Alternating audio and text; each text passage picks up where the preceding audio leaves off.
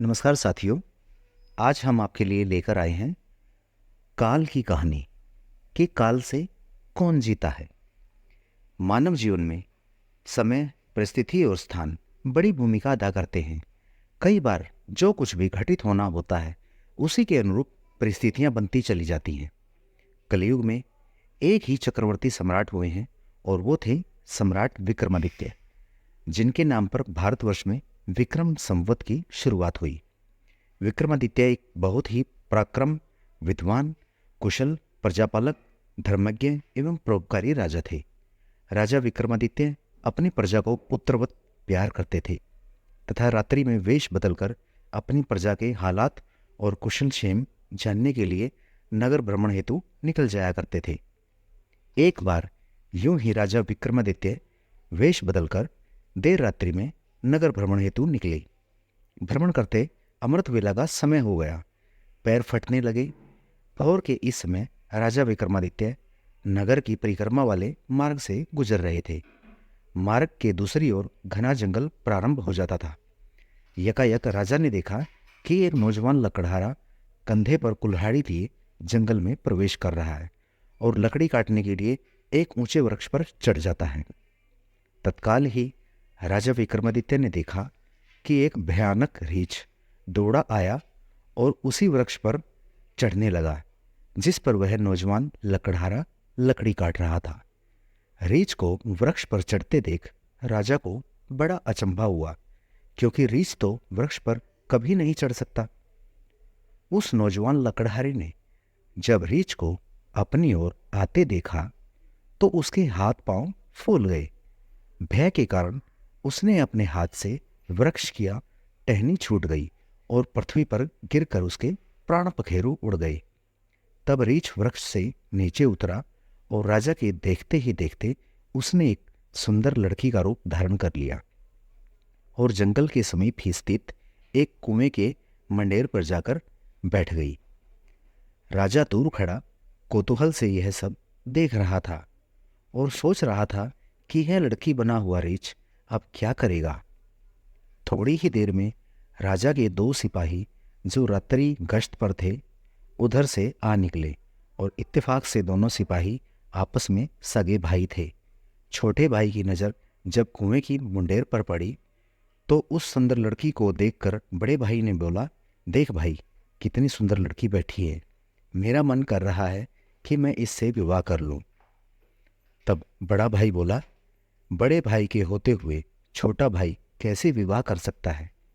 बड़ा होने के नाते पहले पहल मेरी है, इसके लिए इससे विवाह तो मैं ही करूँगा। तब छोटे भाई ने कहा, इसे पहले मैंने देखा है, इसलिए इससे विवाह तो मेरा ही होगा। तब बड़ा भाई बोला कि हम तो व्यर्थ ही झगड़ रहे हैं, क्यों न हम इसी लड़की से पूछ लें। यह हम दोनों में से जिसे पसंद करेगी वही इस लड़की से विवाह कर लेगा। इस प्रकार आपस में निर्णय करके दोनों भाई उस लड़की के पास जा पहुंचे। बड़े भाई ने उस लड़की से प्रश्न किया, हे सुंदरी, आप कौन हो और यहाँ क्या कर रही हो। वह लड़की बोली, मैं पास ही एक गांव में रहती हूँ और अपने पति की तलाश में निकली हूँ। छोटा भाई बोला, तुम्हारा पति कहाँ है? तुम चाहो तो उसे ढूंढने में हम तुम्हारी सहायता कर सकते हैं। तब वह लड़की बोली, अभी तो मैं कुंवारी हूँ और किसी योग्य वर की तलाश में निकली हूँ। तब छोटा भाई बोला, हम दोनों भाई भी अभी कुंवारे हैं, यदि तुम चाहो तो हम में से किसी एक से विवाह कर सकती हो। लड़की बोली, मैं तुम दोनों में से एक से विवाह कर लूँगी, परंतु मेरी एक शर्त है। दोनों भाई बोले, क्या शर्त है तुम्हारी? लड़की बोली, तुम दोनों में से जो भी अधिक बहादुर होगा मैं उसी से विवाह करूँगी। इतना सुनते ही दोनों भाई समय को एक दूसरे से श्रेष्ठ सिद्ध करने की इच्छा रखते हुए आपस में युद्ध करने लगे। लड़ते लड़ते दोनों भाइयों ने अपनी अपनी तलवारें निकाली और एक दूसरे के पेट में आर पार कर दी। इस प्रकार तड़प तड़प कर दोनों भाइयों ने अपने प्राण त्याग दिए। तब वह लड़की जोर से हंसी और उठकर एक दिशा की ओर चल पड़ी। यह लड़की छलावा अब क्या करेगी, ऐसा सोचते हुए राजा विक्रमादित्य भी थोड़ी थोड़ी दूरी रखते हुए उस लड़की के पीछे पीछे चलने लगे। अब तक सूर्य भगवान भी पूर्ण रूप से उदय हो चुके थे, परंतु सम्राट विक्रमादित्य एक रीछ के वृक्ष पर चढ़ने और फिर एक सुंदर लड़की का रूप बदलने की विचित्र घटना से अपनी आंखों से देखकर अपनी सुध-बुध खो बैठे थे। उन्हें अपनी भूख प्यास व राजपाट के विषय में कुछ भी ध्यान नहीं रहा। ध्यान रहा तो केवल उस रहस्यमयी सुंदर लड़की के विषय में जानने की जिज्ञासा। अतः उस सुंदर लड़की का सावधानीपूर्वक दूरी बनाकर पीछा करते करते लगभग 200 कदम आगे चलने के बाद राजा विक्रमादित्य के विस्मय की सीमा न रही, क्योंकि राजा विक्रमादित्य के देखते ही देखते एकाएक वह सुंदर लड़की अब एक लड़की से जहरीले नाग का रूप धारण कर चुकी थी। वह जहरीला नाग अब बड़ी तेजी से आगे बढ़ने लगा। कुछ दूर आगे एक नदी बह रही थी। वह भयानक जहरीला नाग नदी किनारे पहुंचकर कुछ क्षण रुका और राजा के देखते ही देखते नदी में कूद गया। नदी के बीचों बीच एक नाव चल रही थी जिसमें 20-25 लोग सवार थे। वह जहरीला नाग उस नाव की तरफ बढ़ने लगा। सम्राट विक्रमादित्य किनारे पर खड़े यह सब कुछ देख रहे थे। देखते ही देखते वह जहरीला नाग उस नाव में कूद गया। नाग पर नजर पड़ते ही नाव में भगदड़ मच गई और अपनी अपनी जान बचाने के लिए लोग नाव से पानी में कूद पड़े। उनमें से जो लोग तैरना जानते थे वो तो तैरकर नदी से बाहर निकल गए, और जो लोग तैरना नहीं जानते थे वे सभी लोग पानी में डूबकर मर गए। जो लोग तैरना नहीं जानते थे वे सभी लोग पानी में डूबकर मर गए। थोड़ी देर के बाद वह नाग नदी से बाहर निकला और नदी के किनारे किनारे आगे बढ़ने लगा। सम्राट विक्रमादित्य उसके पीछे पीछे चलने लगे। कुछ दूर जाकर राजा विक्रमादित्य को एक बार फिर आश्चर्यचकित होना पड़ा, क्योंकि उस नाग ने एक बार फिर अपना रूप बदला। अब वह एक वृद्ध ब्राह्मण के रूप में था। राजा विक्रमादित्य ने सोचा कि इस रहस्यमयी प्राणी के विषय में जानकारी लेने का अब उचित अवसर है, क्योंकि इस समय यह एक वृद्ध ब्राह्मण के रूप में है। अब मैं इससे इसके बारे में सुगमता से पूछ सकता हूँ। यह सोचकर राजा विक्रमादित्य शीघ्रता से उस रहस्यमयी ब्राह्मण की ओर बढ़ने लगे।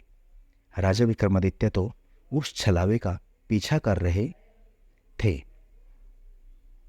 अब राजा विक्रमादित्य तेज तेज कदमों से चलते चलते उस वृद्ध ब्राह्मण के सम्मुख जा पहुंचे और उससे हाथ जोड़कर प्रणाम किया। वृद्ध ब्राह्मण ने भी हाथ उठाकर अभिवादन स्वीकार किया। तब राजा विक्रमादित्य ने उससे प्रश्न किया, आप कौन हैं? वह बोला, तुम्हें दिखाई नहीं देता? ब्राह्मण हूं। राजा बोले, आप असत्य बोल रहे, आप ब्राह्मण तो नहीं हो। वह बोला, तो फिर तुम ही बता दो मैं कौन हूं। राजा बोले, तुम वो नहीं हो जो नजर आ रहे हो। वह बोला, मैं जो कुछ भी हूं तुम्हें इससे क्या लेना देना, तुम अपने काम से काम रखो और अपना रास्ता नापो। राजा बोले, मैं सच्चाई जाने बिना आपका पीछा नहीं छोड़ूंगा, आपको सच्चाई बतानी ही पड़ेगी। वह बोला, मैंने तुम्हें बताया तो है कि मैं एक ब्राह्मण हूं। राजा बोले, आप मुझसे झूठ नहीं बोल सकते। मैं आपका तब से पीछा कर रहा हूं जब आप रीछ बने हुए थे।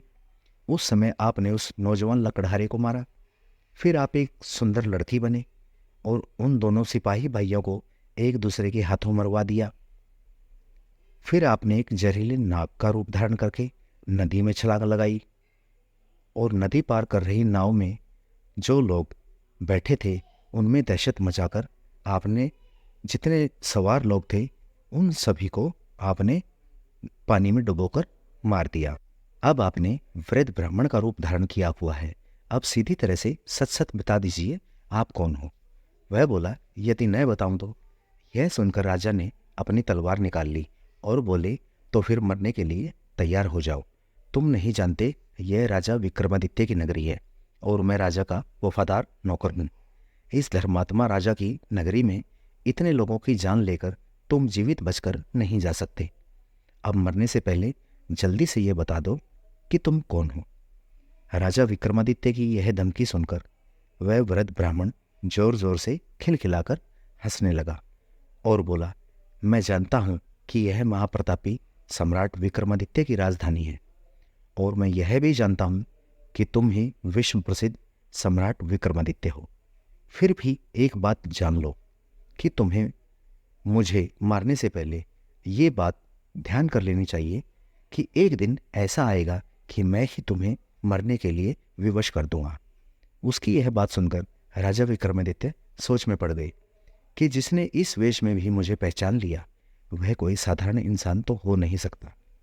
तो राजा थोड़े विनम्र होकर बोले, अब आपने मुझे पहचान ही लिया है तो कृपया आप बताएं कि आप वास्तव में कौन हैं। तब वह ब्राह्मण बोला, किसी ने सत्य ही कहा है कि संसार में 4 प्रकार के हट प्रसिद्ध हैं, राजहट, बालहट, त्रियाहट और योगहट। तुम राजा हो, राजहट पर अड़े हो, बिना मेरी सच्चाई जाने तुम मानोगे नहीं, इसलिए मुझे बताना ही पड़ेगा कि मैं कौन हूँ।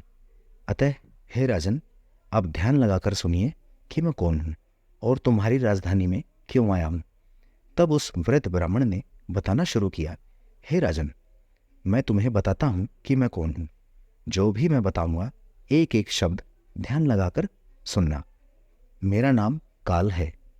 तुम जानते भी हो कि इस संसार में जितने भी प्राणी जन्म लेते हैं उनकी मृत्यु सुनिश्चित है, इसलिए इस भूमि को मृत्युलोक भी कहा जाता है। जब प्राणी माता के गर्भ में आता है तो उसके पूर्णांग बनने के बाद आत्मा उसमें प्रवेश करती है, अर्थात वह सजीव हो उठता है। उसी समय उसकी मृत्यु का समय, स्थान, परिस्थिति अर्थात मृत्यु किस प्रकार से होगी यह भी विधाता की ओर से निश्चित कर दिया जाता है। हे राजन, तुम यह भी जानते हो कि दुनिया के हर प्राणी के जन्म मरण का लेखा जोखा चित्रगुप्त के पास है। जब भी किसी प्राणी की मृत्यु का समय आ जाता है तो वह धर्मराज को सूचित करते हैं। अब क्योंकि सभी प्राणियों की मुक्ति मृत्यु का विभाग भगवान शिव के पास है, अतः धर्मराज उस प्राणी को मृत्यु प्रदान करने की आज्ञा भगवान शिव से मांगते हैं। जब भगवान शिव आज्ञा दे देते हैं तो धर्मराज मुझे अर्थात काल को आज्ञा देते हैं। तब मैं मृत्युलोक अथवा पृथ्वी पर आता हूँ। मुझे यह पता होता है कि किस प्राणी की किस समय किस स्थान पर और किस परिस्थिति में मृत्यु होगी। मैं उस प्राणी को निश्चित समय पर उसी निश्चित स्थान पर लेकर जाता हूँ अथवा पहुँचा देता हूँ जहाँ पर उसकी मृत्यु लिखी हुई है अथवा निश्चित है, और जिस प्रकार से उसकी मृत्यु लिखी गई है मैं उस स्थान पर वैसी ही परिस्थितियाँ और हालात बना देता हूँ। उस लकड़हारे को मैंने नहीं मारा। राजा विक्रमादित्य बोले, तुम फिर झूठ बोल रहे हो। मैंने स्वयं अपनी आंखों से देखा कि उस लकड़हारे की मृत्यु का कारण तुम ही थे। वृद्ध ब्राह्मण बोला, बेशक कारण मैं ही बना था, लेकिन संसारिक लोग तो यही समझते हैं कि लकड़हारे की मृत्यु वृक्ष से गिरकर वृक्ष की टहनी टूटने के कारण हुई है, और फिर मुझे तो मृत्युदेव धर्मराज के आदेश का पालन करना ही पड़ता है। उसकी मृत्यु वृक्ष पर से गिरने के कारण लिखी हुई थी, इसलिए मैंने रीछ बनकर वैसी ही परिस्थितियां और हालात पैदा कर दिए। नहीं तो जरा सोचिए, यदि असली रीछ होता तो क्या कभी पेड़ पर चढ़ पाता? कदापि नहीं। परंतु वह तो मैं था, और मेरे लिए तो कुछ भी असंभव नहीं है। अगर उन सिपाही भाइयों की बात करें तो उनको भी मैंने नहीं मारा। उनकी मृत्यु एक दूसरे के हाथों लिखी हुई थी, अतः उनके लिए मुझे एक सुंदर लड़की बनना पड़ा। नाव में सवार कुछ लोगों की मृत्यु पानी में डूबने से लिखी थी, इसके लिए मुझे भयानक नाग का रूप धारण करना पड़ा। हे राजन, मुझे लगता है कि अब तो आप अच्छी तरह से समझ गए होंगे कि मैं कौन हूँ और तुम्हारी नगरी में क्यों आया था, और यह भी समझ गए होंगे कि समय, स्थान और परिस्थिति की सांसारिक प्राणी के जीवन में कितनी बड़ी भूमिका होती है। राजा विक्रमादित्य ने वृद्ध ब्राह्मण रूपी काल की बात बड़े ध्यान से सुनी और गंभीर हो गई। काल कहने लगा, हे राजन, अब मैं चलता हूँ। राजा विक्रमादित्य बोले, हे कालदेव, आपने मुझे बहुत अच्छी जानकारी दी है, जिसके लिए मैं आपका बहुत आभार व्यक्त करता हूँ। कृपया जाने से पहले मेरे एक और प्रश्न का उत्तर देते जाइए। कालदेव बोले, हे राजन, पूछिए, आप मुझसे क्या पूछना चाहते हैं, लेकिन जल्दी पूछिए, मेरे पास इतना समय नहीं है। तब राजा विक्रमादित्य बोले, कृपया करके मुझे यह बताइए कि मेरी मृत्यु कब, किस स्थान और कहाँ, किस प्रकार से होगी। कालदेव बोले, हे राजन, मैं यह तो बता सकता हूँ कि तुम्हारी मृत्यु कहाँ और किस प्रकार से होगी, परंतु यह कदापि नहीं बता सकता कि तुम्हारी मृत्यु कब होगी। राजा विक्रमादित्य बोले, हे कालदेव, मृत्यु का समय बताने में आपको क्या आपत्ति है। कालदेव बोले, हे राजन, यदि मैंने पहले ही आपको मृत्यु का समय बता दिया तो इसी क्षण से आप चिंताग्रस्त हो जाओगे, और आप तो जानते ही हो कि चिंता चिता समान होती है। अभी तो आपको अपने शासनकाल में बहुत से शुभ और जन कल्याण के कार्य करने हैं। राजा विक्रमादित्य बोले, चलिए समय न सही, यह तो बता दीजिए कि मेरी मृत्यु कहाँ और कैसे होगी। कालदेव बोले, सुनो राजन, तुम्हारी मृत्यु तुम्हारे ही महल में सीढ़ियों पर से पांव फिसलकर गिरने के कारण से होगी। इतनी बात सम्राट विक्रमादित्य को बताकर वृद्ध ब्राह्मण रूपी काल शीघ्रता से एक दिशा की ओर चल पड़े और कुछ ही दूर जाकर विलुप्त हो गए। इस समय तक सूर्य भगवान भी पूर्ण रूप से अस्त हो चुके थे। चारों तरफ अंधकार छा गया था। राजा विक्रमादित्य अब तक शारीरिक और मानसिक रूप से थक चुके थे, अतः मन में गहन सोच विचार लिए हुए तेज कदमों से अपने महल में प्रस्थान कर गए। जय श्री कृष्णा। अगर वीडियो पसंद आई हो तो हमारे चैनल को जरूर सब्सक्राइब करें। धन्यवाद। नमस्कार।